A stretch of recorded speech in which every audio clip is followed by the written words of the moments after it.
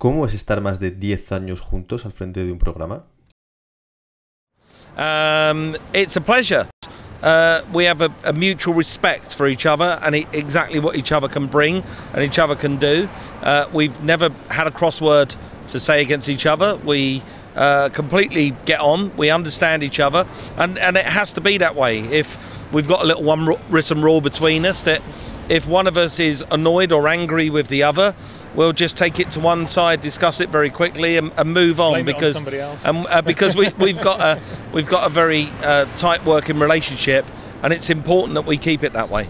Absolutely. I think the thing is, we have a very definite role, if you like, each in our relationship. Part of the fun is that Mike is challenging me every time he brings a new car, but I think our best days when we're filming are when we actually get to do the test drives after all the work, after all the heartache, you know, and we just spend all day talking about cars and girls and whatever, and it's fantastic.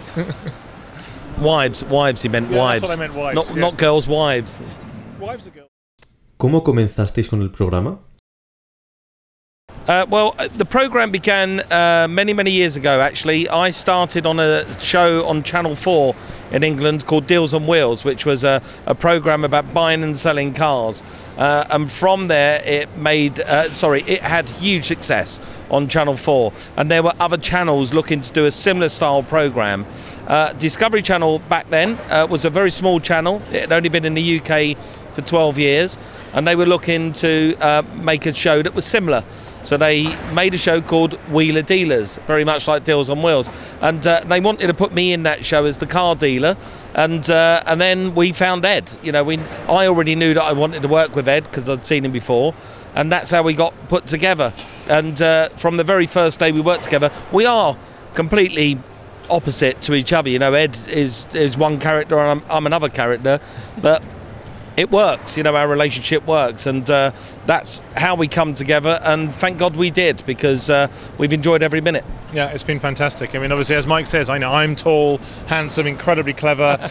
Anyway, and so, you know, we do complement each other wonderfully, and it is, I think we are very lucky, because obviously it's quite an intense thing when we're filming the show with the crew as well. We have brilliant cameramen, soundmen, and they're all part of an extended family, and I think that's actually what makes that show work so well and why it's lasted so long. Compráis coches viejos, los arregláis y los vendéis sacando beneficio. ¿De cuál de todos los tratos que habéis llevado a cabo os sentís más orgullosos? Right, but that's a really good question. We've done some incredible deals, both me and Ed, over the years. There's deals that we're immensely proud of, and there's deals that we're not so proud of. I think possibly the deal that we're least proud of would be a Suzuki SJ410. It was a bad car that we bought. We bought it in an emergency to finish a show, and we actually end up giving the car away to a farmer's son, so that wasn't very successful. But he still got to use it well, and it's okay. So. He did, but one of the most successful shows we've ever done was a wonderful Corvette C2 that we bought in California. And after Ed's hard work putting it back together and making such a splendid job of it, we managed to make about a €30,000 profit.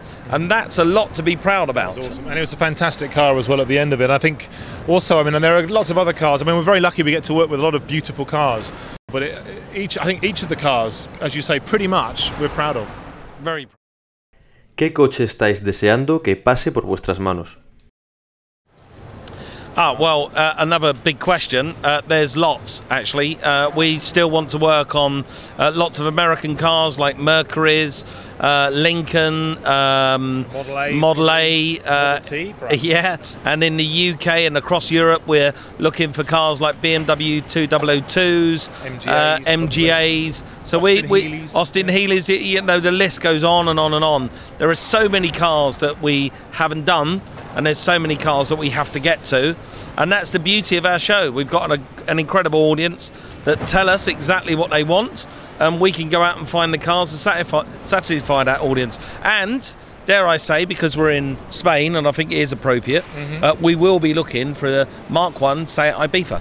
I think it's a really good plan. I think what's interesting is we have, every time we have to sit down and choose cars, and we talk about cars all the time, And then just when you think, actually, there can't be any more that we haven't done, and of course then suddenly we start talking, and then there are hundreds, and there's too many, then we have to choose, and it makes it very hard again. And so there's often a list of cars that keep getting put onto the back of the next list. So I think we're going to be okay long into when cars are all electric and fly and all that kind of stuff. So.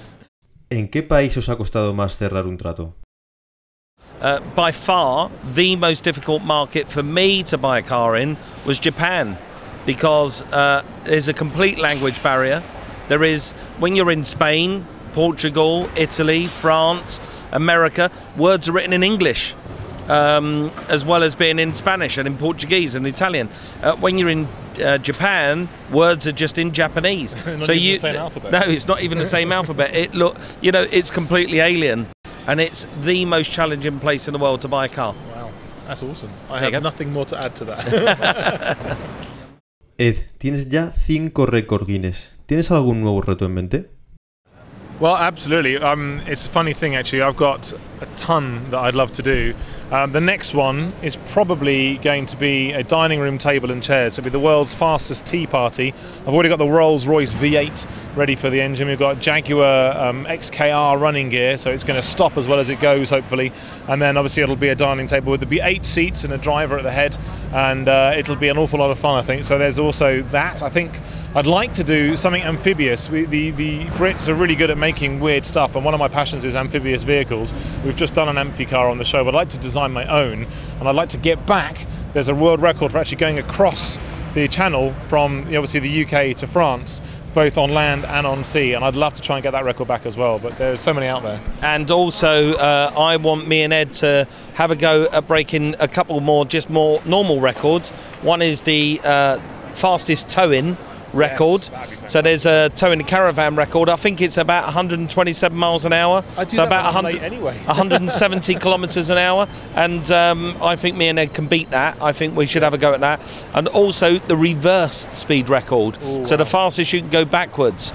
And I think that's about 90 miles an hour, and I think we should have a go at breaking that, because if he's going in the Guinness World Records, I'm going to be beside him.